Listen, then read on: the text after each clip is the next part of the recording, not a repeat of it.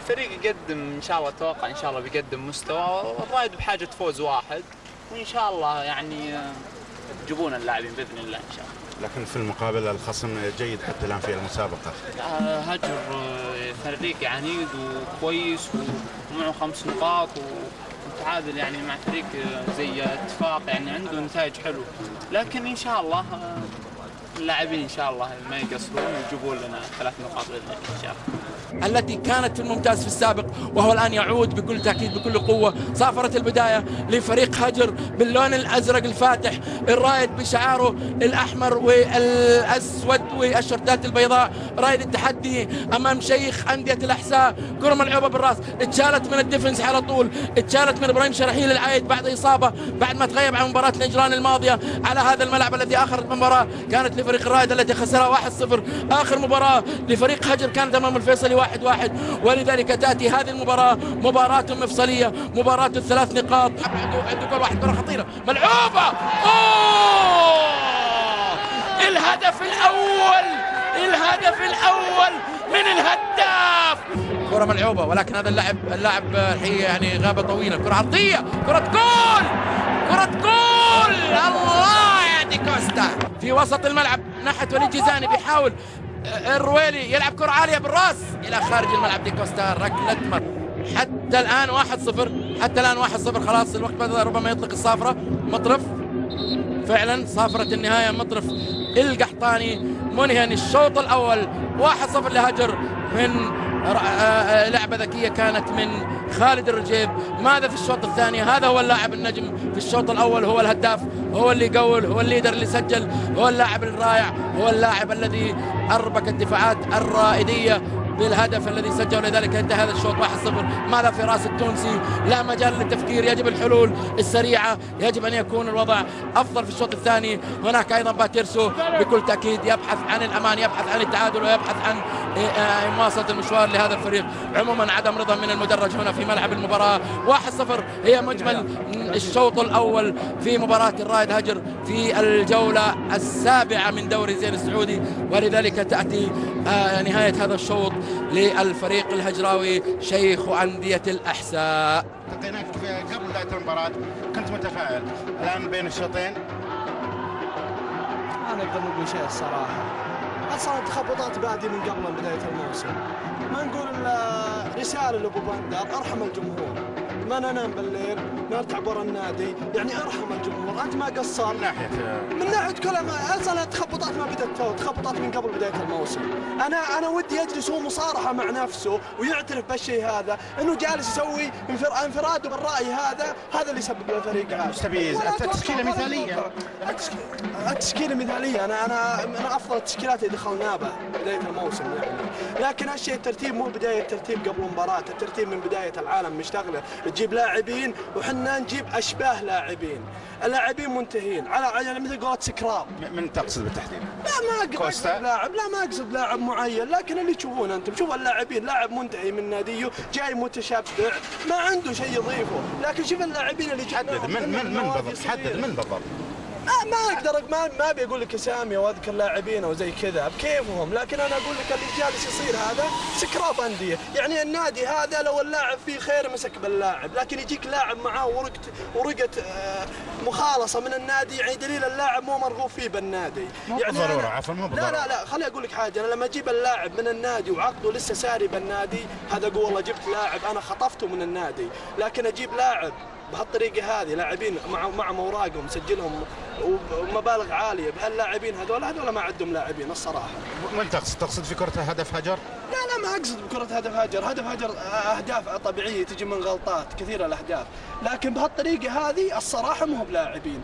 الطريقه هذه اذا بتل مطوع على مكابرته هذه ما راح يلقى بالمدرج مشجع واحد راعي. تقصد من ناحيه المكابره بماذا؟ بالاعداد النفسي بماذا؟ من اعداد المواسم اللي فاتت، يعني 3 مواسم ايش سوى للرايد؟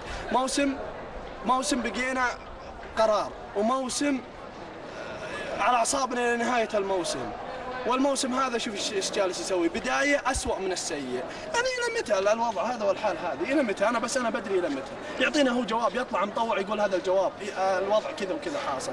يعني يا ابو بندر لولا احترامك لولا احترام الجمهور لك والجلسه تسويه ما صبروا الصبر هذا، لكن لكل صبر نهايه بلغ السيل الزبر يعني خلاص الصراحه. الشوط الثاني ما انت متفائل فيه؟ والله ما اتوقع بالطريقه هذه بالروح اللي داخلين فيها اللاعبين هذه ما اتوقع ولا التعادل ولا والله يستر بس لا تزيد النتيجه. الله يعطيك العافيه. دخول الجماهير الرايديه اهلا وسهلا بك. الشوط الاول متاخر الرايد بهدف، راض ام غير راضي؟ ما كنت غير راضي عن النتيجه لكن على الاداء والمستوى كيف شفته؟ والله المستوى مثل ما شفت نبغى هزيمه بس مستوى. يعني احنا نبغى الان ناس تلعب للروح، تلعب الفنيله. مشكلتهم الان لو نهزم نطلع راضيين، لكن ما في مستوى يا اخي. هذه مشكلتنا احنا. هو بندر ما قصر لكن هو مو اللي يلعب، مو اللي يلعب بالملعب. نبغى اللعيبه اللي تلعب بالملعب. وين الخلل في اللاعبين؟ الخلل باللاعبين وقتلت اقولها في اللاعبين لان ما في يعني يطلع بين الشوطين ما تحس ان في لاعب محرك. يعني لاعب الا الفنيله. يعني نشوف فرق ثانيه هنا يعني ما عندنا يعني نفس التشكيله اللي عندنا. لو عند اي فريق ثاني يلعبون الفنيله كان احنا المركز الاول. كنا تشكيله مثاليه اليوم. وين مثاليه؟ بالنسبه للعناصر الرايد الموجوده في الرايد هذا اللي عندنا بس ما في لعب للفنيله. هذا اللي ارجع نقوله. ولا عندنا عناصر ما عند اي فريق. كل شيء نقول الشكر والله. الشوط الثاني تتامل اخيرا من الهجر انها مباراه الشوط الاول. والله اذا التشكيله دي ما تامل خير. وش تتمنى ان تحدث في التشكيله؟ حتى ليش يا اخي؟ يهجم يا اخي. نزل هجوم يا اخي اثنين. ولعب بكوستا ولعب بوليد. وليد كويس، وليد يبغى معه واحد. كوستا راجع لي للظهير يمين، ايش ما فيه؟ كان غضب عليه في الوقت بدل لا ضيع كوستا بإحدى الكرات. لانه يا اخي ضيع كوره، انا لو جاب هدف ما اقتنعت فيه، صراحه، لان عندنا لعيبه مكدسه بالاحتياط حرام. بس الشكر والله. التقيناك في الشوط الاول داخل الملعب كنت متفائل، الشوط الاول 1-0 لهجر، ماذا عن فريقك؟ تاخر بالنتيجه، ماذا عن ادائه؟ والله يا استاذ براق ما زلت متفائل ان شاء الله، الشباب فيهم الخير والبركه وان شاء الله بيقدموا ان شاء الله مستويات ترقى الى طموح الجماهير في الشوط الثاني ان شاء الله. ما المطلوب من حافظ الهواربي ومن اللاعبين لتعديل النتيجه ومن ثم تحقيق الفوز؟ اتوقع نزول موسى الشمري ممكن يضفي نوع من النشاط للاعبين داخل الملعب، اتوقع والله اعلم ممكن يعدل النتيجه. لماذا لم يسجل الرايد الشوط الاول؟ والله ما حالفهم الحظ وان شاء الله. لكن لم نشاهد كرات كثيره مصنوعه للهجوم. صراحه انا اتوقع ان كوستا ضاع 3 هجمات ممكن كانت تغير مجرى المباراه. وحكم رابع مشاري حكم درجة ثانية مقيم الحكم الدولي السابق الأستاذ مطلق الصواب.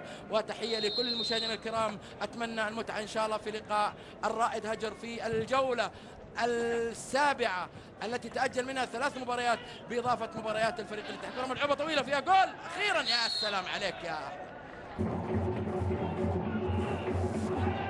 مثل ما كرة فيها خطورة. جول جول جول جول جول، أنا قايل لك جول وليد، قايل لك وليد جيزاني بخطأ قاتل. شوف بيدخل حازم جودة اللاعب الأردني، شوف بيدخل استمع تم التغيير، كرة خطرة فيها جول، فيها خطورة. الثاني الرجيب، خالد الرجيب يقتنص الأخطاء ويقتنص الهدايا. العباد وطلال والجميع صافرة النهاية 2-1 لهجر هنا في مدينة الملك عبد الله بن عبد العزيز. نهاية المباراة النقطة 8، الفوز الثاني، الخسارة الخامسة لفريق الرايد، والنقطة الواحدة بكل تأكيد فوز كان مهم لأحد الفريقين على حساب الآخر، وعدم الرضا في المدرج الرائدي والهيجان هناك في المدرج الأحمر.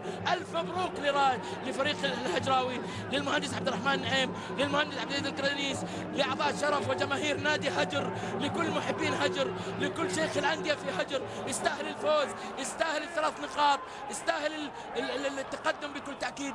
فريق الرايد والله قدم أداء جيد جدا، ولكن في الثلث الأخير وفي النهايات لم يكن جيدا. فريق كان على أقل تقدير أن يخرج متعادلا، ولكن هذه كرة القدم، فوز وخسارة وتعادل. هنا فريق الرايد يخسر على ملعبه، وبالتالي فوز لفريق الهجراوي. مبروك مرة أخرى، في فرحة في ملعب المباراة، وبكل تأكيد هي فرحة مستحقة في أرضية الملعب، ولذلك يأتي الفريق اليوم أكيد ما أعجبكم. لا والله ما عجبنا أبد نهائي. هذا مو فريقنا، مو بالرايد. وين الرايد؟ روح اللاعبين تقصد ولا مستوى ولا؟ الروح، في روح اليوم، في روح، بس ما هنا هجوم يسجل، ما عندنا هجوم يسجل، ما في هجوم. الشوط الاول هذا يضيع وهذا يضيع وهذا يضيع، مو معقول ابد. نبي هجوم صح، يبي فريق يبقى بالممتاز يجيب هجوم، ولا افضل من الدرجه الاولى. الدرجه الاولى افضل ان نجلس نفوز ونرتاح، اما فريق هذا مو فريق ابد. الجمهور طالب الغاء عقد المدرب السابق، الغي عقد المدرب، ترى اين المشكله؟ ما ادري المشكله. المشكله ما سارح، دفاع عندنا دفاع سارح.